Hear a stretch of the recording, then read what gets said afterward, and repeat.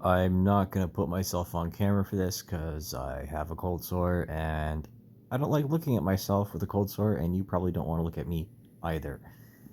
Anyways, now that that's clear,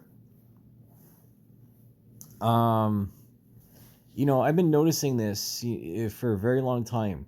Um, Quite frankly, this is 20 years in the making for this to be happening. This is fallout from the first downturn after 9/11,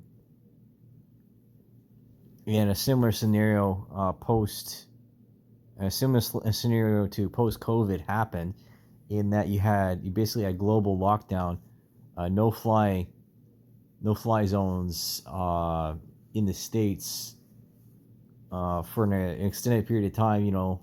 People couldn't go anywhere, borders closed for a moment, and it was that serious. Um, what happened after that? Well, you had the introduction, or the mass introduction, of contracting to the aviation industry, with third party headhunters gaining prominence. Because from what I hear in older contractors, is that it wasn't always like this, or from other AMOs, smaller ones.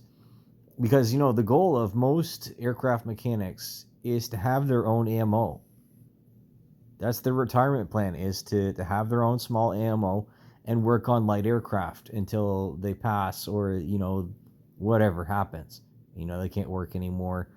Um, because to a lot of people, aviation is their passion, and why would you want to leave? And there's such great people within the industry, even though there's some bad apples amongst all of them. And there's people that appear to be good, but the banality of evil is, it's insidious, because you don't know it's there until after it happens, and no one thinks that they're evil until after the moment passes. So especially, again, I'm going to go back to the trends. Looking at the things, the markers, like the living standard, inflation, and it cost. So the socioeconomic status to cost ratio. The benefits. What's the benefit of being in this industry if there's no reward, and if there's overwork, and then the contractors have to travel across the country, if not the world, on a frequent basis, and sacrifice their personal lives, just so that other people can be at home on time. The money isn't worth it anymore. And I'm looking again. I'm using this as an example. This Arm Prior Aerospace closing at December 18th.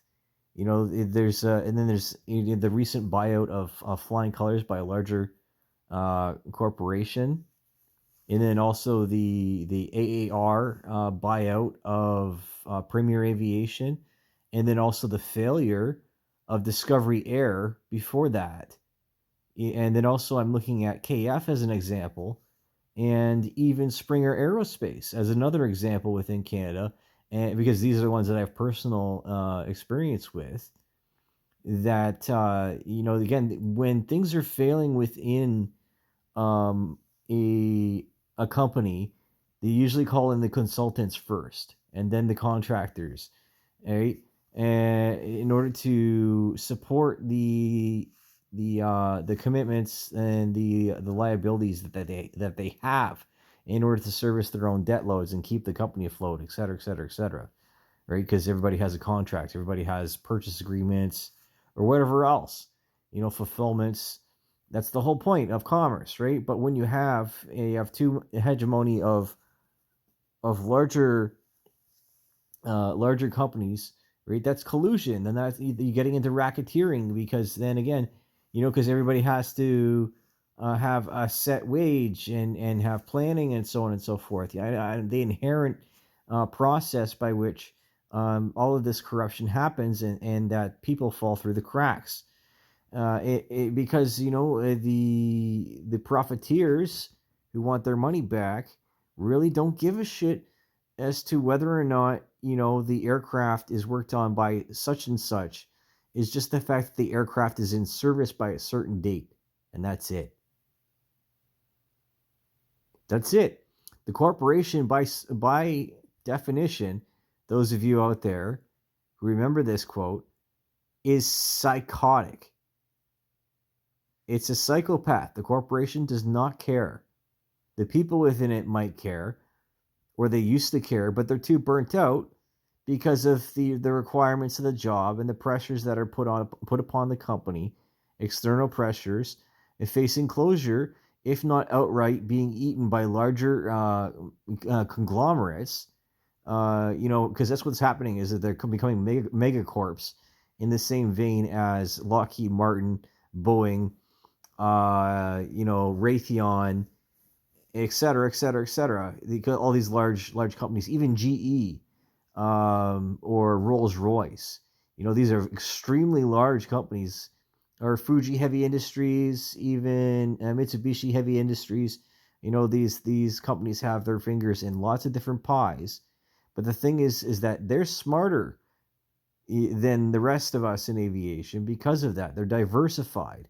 And if you weren't diversifying on your company at the beginning of all this in your lessons, if any kind of money that was on the top end, the cream, right, any kind of profit, and not putting it back into the business, then frankly, you're not a very good business person. And there's no point in having a business unless there's people supporting you. And there's no business without the mechanics. There is no aviation without the people that work on the aircraft and that fly the aircraft. We produce technology for other people. We do things. We make our living in service to other people because we have skills that they do not. And they have money that we do not. And therefore, it is a fair exchange. In theory. But it isn't always like that. Now, is it?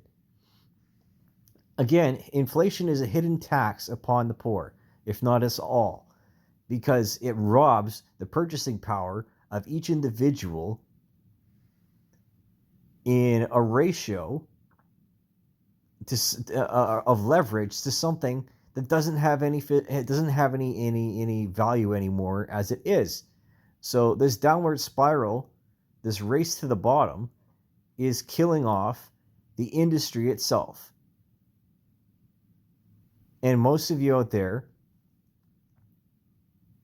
were around and working during 9/11 when I was in high school, might I tell you. And most of you were working and in the industry in 2008 when I was just coming out of university and going to college. So I am not responsible for these things, these business decisions, but I will criticize them as an independent business person because I have watched all of you from the floor across the country for over a decade, and I've learned a lot of lessons by your example.